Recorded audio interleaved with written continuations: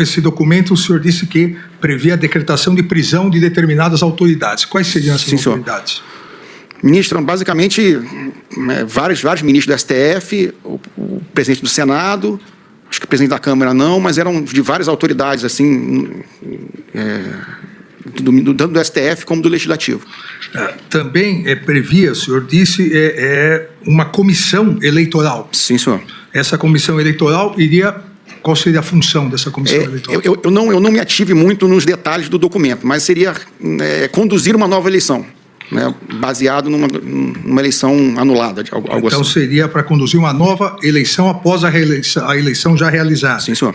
O ex-presidente Jair Bolsonaro recebeu e leu esse documento? Sim, senhor. Recebeu e leu. Ele fez algumas alterações no documento? Sim, senhor. Ele, de certa forma, enxugou o documento, né? Ele enxugou o documento, basicamente retirando as autoridades das prisões, né? Somente o senhor ficaria como preso. O resto não...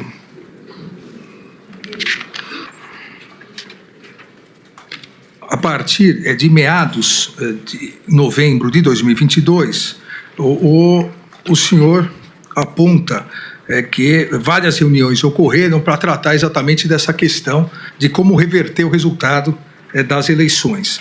E que uma dessas pessoas que tratava desse assunto era um ex-assessor internacional do ex-presidente, o ex-assessor Felipe Martins, que vinha acompanhado de um jurista.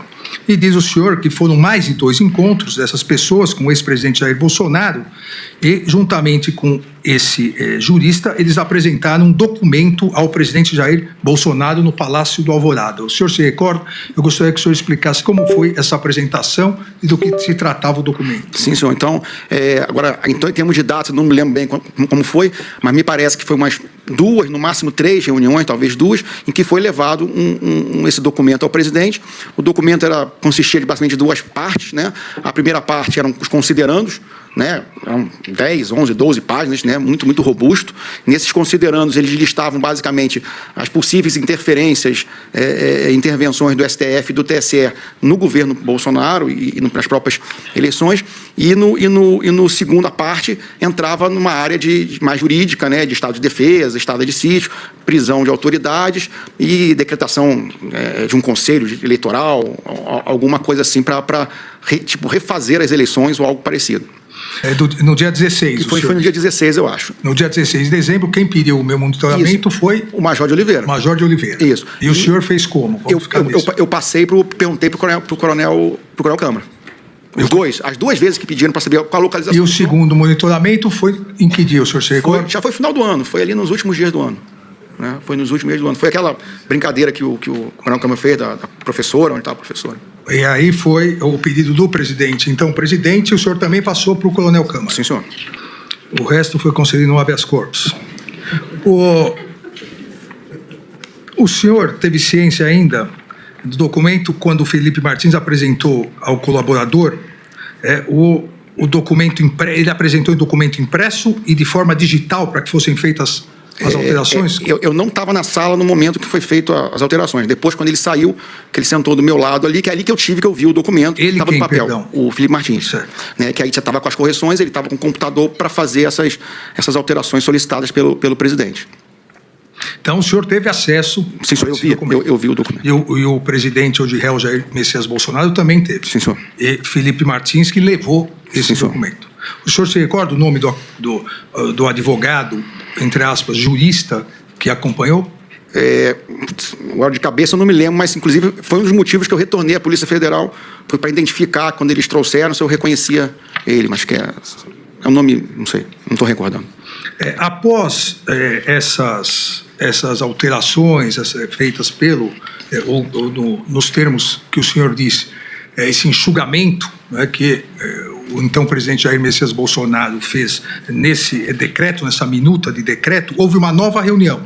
O senhor diz... Sim, senhor. Sim, senhor. Ele voltou mais uma vez lá para conversar com o presidente.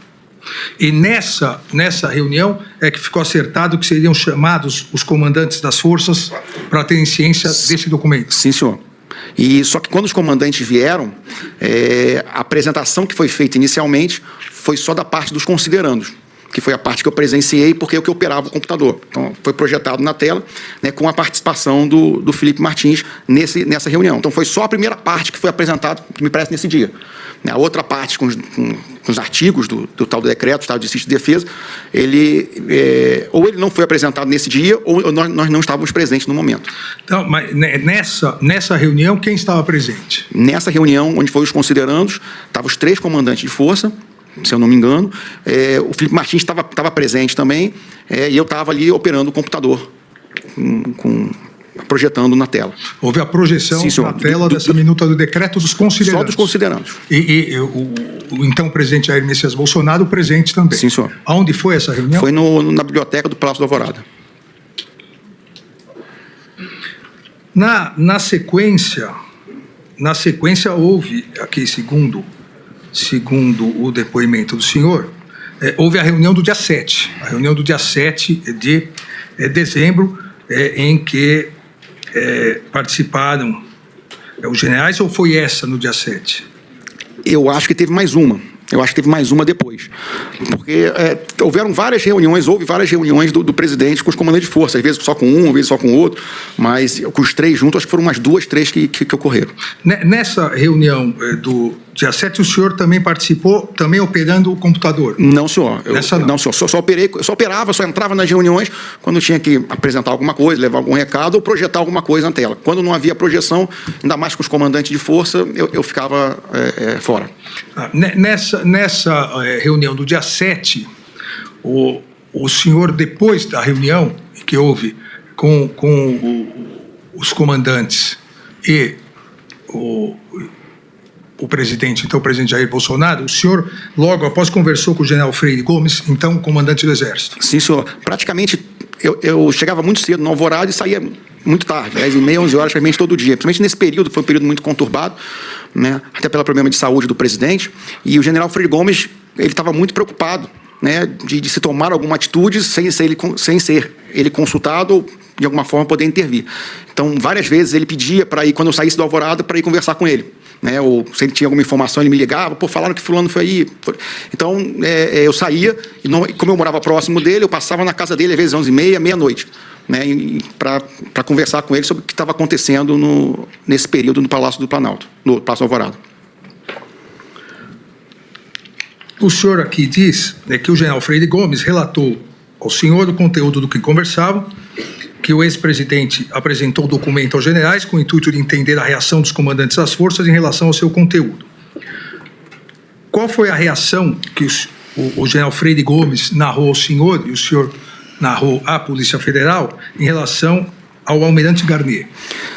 Que o general Freire Gomes tinha ficado muito chateado, porque o almirante tinha colocado as tropas, a marinha à disposição do presidente, mas que ele só poderia fazer alguma coisa com o apoio do Exército. Né? Então, o general Freire Gomes ficou muito chateado de ter transferido a responsabilidade para ele, né? Nesse sentido. O réu Almir Garnier, então comandante da Marinha, tinha colocado as tropas da Marinha à disposição do então presidente para o quê? Para que se fosse assinado o decreto, né, esse decreto que já estava sendo apresentado, para tomar as iniciativas ou que previa naquele decreto. Ressalto que o decreto, ele era um decreto, ele dizia só o quê, ele não dizia como ia ser feito. Era um decreto amplo e genérico, ele não tinha detalhamento de ordens nem ações. O general Freire Gomes narrou ao senhor também qual foi a conduta do brigadeiro Batista Júnior? Ele comentou que o brigadeiro Batista Júnior ele já cortava qualquer tipo de conversa nesse sentido. Ele já não queria conversar, ele já não, de certa forma, ele não queria nem ouvir nenhuma opinião, nem nada. Ele já cortava de vez. Alguém mais participou dessa reunião do dia 7? Não, senhor. Não, senhor. Só os 3 comandantes de força mesmo. Nessas reuniões, o então ministro da Justiça, o de réu Anderson Gustavo Torres, participou de alguma dando assessoramento jurídico? Não, senhor. Eu lembro do ministro Anderson Torres uma vez só na Alvorada, nesse período de 8 semanas pós-eleitoral. Ele quase não foi lá. Foi uma vez ou 2 no máximo. Mas não para tratar desse assunto? Não para reunião.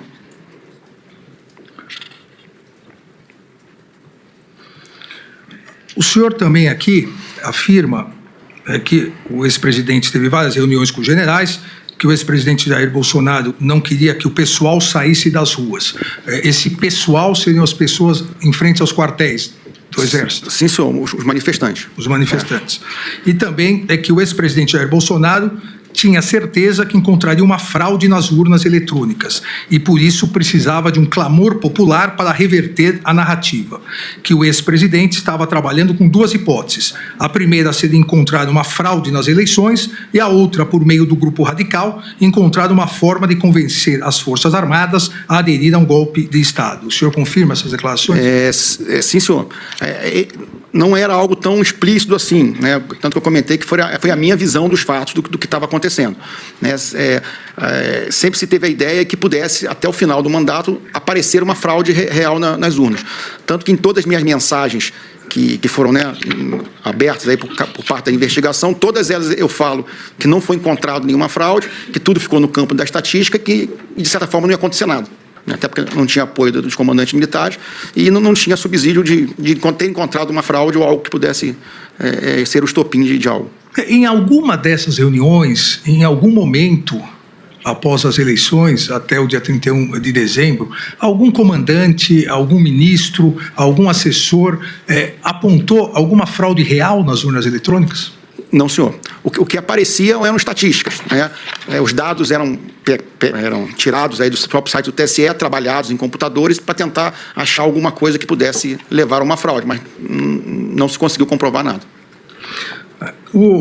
Completando aqui uma questão anterior, que o senhor disse que o então presidente Jair Bolsonaro não queria que o pessoal saísse das ruas, quem era o elo de ligação entre os manifestantes que estavam à frente dos quartéis, ou do quartel aqui no comando militar do Planalto, e o ex-presidente? Quem era o elo? Quem exercia essa função? O presidente, desde que ele perdeu as eleições, ele ficou muito recluso, né? As agendas oficiais quase não tiveram mais, e quem tinha esse contato externo, que todo dia passava pela manhã para atualizar o presidente o que estava acontecendo, era o general Braga Neto.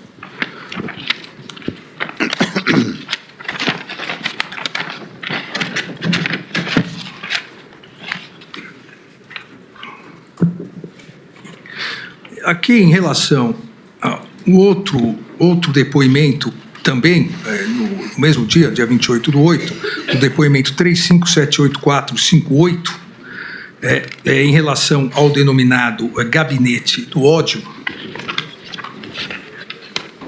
o senhor afirma o seguinte: indagado sobre ataques a ministros do Supremo Tribunal Federal, identificados nas investigações, os ataques encaminhados por meio do telefone do ex-presidente Jair Bolsonaro, responde que era o ex-presidente que encaminhava diretamente.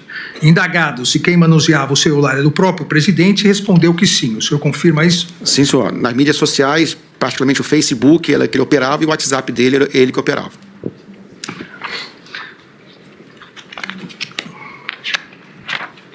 Também, aqui em relação ao ataque às urnas eletrônicas, à desinformação, o senhor diz nesse depoimento, abre aspas, que sobre os hackers e ataque às urnas, o único hacker que esteve com o ex-presidente foi Walter Delgatti, recentemente condenado pelo Supremo Tribunal Federal, pela primeira turma do Supremo Tribunal Federal. Então, o senhor diz que sobre os hackers e ataque às urnas, o único hacker que esteve com o ex-presidente foi Walter Delgatti, que no referido encontro, o colaborador chegou depois da chegada de Delgatti no Palácio do Alvorada, que a deputada Carla Zambelli marcou a reunião entre o presidente da República e Delgatti, diretamente com Jair Bolsonaro, que a reunião ocorreu no Palácio do Alvorada. O senhor se recorda disso? Sim, senhor. Foi na hora do café da manhã, se eu não estou enganado. E como foi essa reunião? Na verdade, eu cheguei depois, né? Chegaram bem cedo, né? E o hacker, né, ele estava levantando as hipóteses, os detalhes técnicos eu não sei, né, de como poderia ter sido feita a fraude e como se poderia descobrir que essa fraude, né? E aí, no final da reunião, o presidente pediu, né, para o general Paulo Sérgio receber esse hacker com a Carla Zambelli, né? O presidente ligou para o general? Eu acho, você recorda? Eu acho, não sei se foi através de mim, não, acho que foi, pediu, ou o próprio coronel Câmara, que estava lá, que fez essa interlocução. Agora, quem fez a interlocução, realmente eu não me lembro. Se foi o próprio presidente, eu ou até o coronel Câmara. E o presidente, então, pediu, aqui no depoimento o senhor disse que é o coronel Câmara que teria levado, Isso. para o ministro da Defesa, o réu Paulo Sérgio, receber o hacker Delgatti para verificar a vulnerabilidade nas urnas eletrônicas. Houve essa reunião no Ministério da Defesa? O senhor sabe se houve essa Não houve a reunião. Eu só creio que não foi com o general Paulo Sérgio. Eu acho que foi com o general que era logo abaixo dele, que estava cuidando dessa parte das urnas.